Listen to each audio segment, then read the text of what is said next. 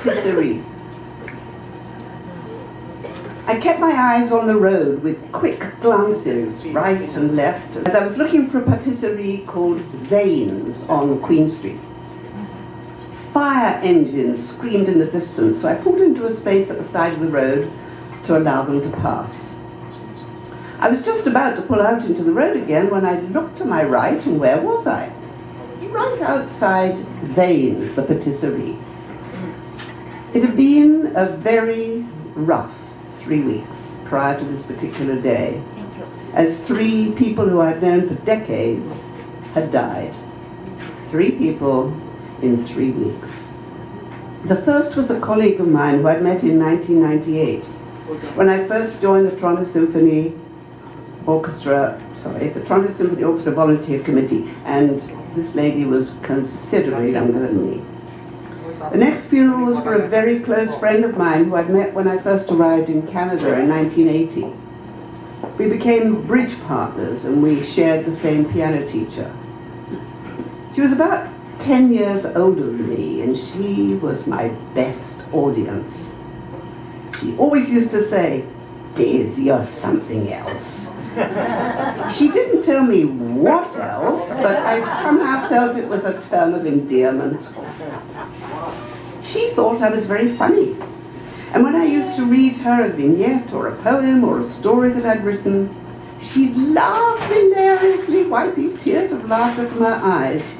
And she particularly loved the poem I'd recently read out to her, which actually I hadn't written it, but I'd received it in an email, and some of you might remember I performed it here at the Portobello Cafe.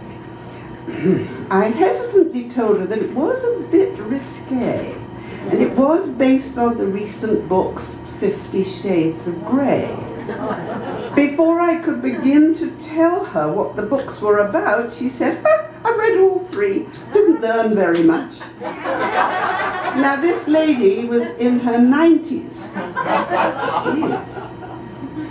And the third loss for me was the mother of one of my closest friends, a friend who originally had been my boss when we both worked for 20 years in speech and language pathology at the old Riverdale Hospital. But over the past 30 years, the boss-employee relationship blossomed into an incredible friendship. I became a part of her family and considered it an honor to be spending time with her mother in her last days in the hospital. 3 deaths in 3 weeks. That's a lot to bear, hence my trip to the patisserie. When I feel sad, I eat. It was late in the afternoon and 2 people were ahead of me in the lineup. All I wanted was one of their lemon tarts. There was one left in the display counter. I cannot believe it, but I actually said a little prayer.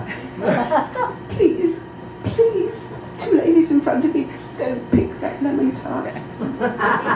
The woman ahead of me looked at me rather strangely, but maybe I said it out loud, I don't know. Anyway, the lady at the front of the queue finally got her order sorted out. But while she was fumbling around paying, the lady ahead of me turned to me and she said, "I can't wait to buy one of their blackcurrant and custard tarts." And before she could finish her sentence, I blurted out, "Please, don't buy the last lemon tart. I'm feeling so miserable, and I'm hoping that it will cheer me up." She put an arm round me and hugged me gently, one of those gestures that only women can do. Then she ordered, "I'll have a blackcurrant tart and a custard tart and a lemon tart." I couldn't believe what I was hearing. There was one lemon tart, and this lady was going to buy it, even though I'd said how much I wanted it. Honestly, I could have cried. The cashier was fumbling with her change as the woman turned to me, held out the bag with the lemon tart in it and said, "This is for you." I hope it makes you feel a little better.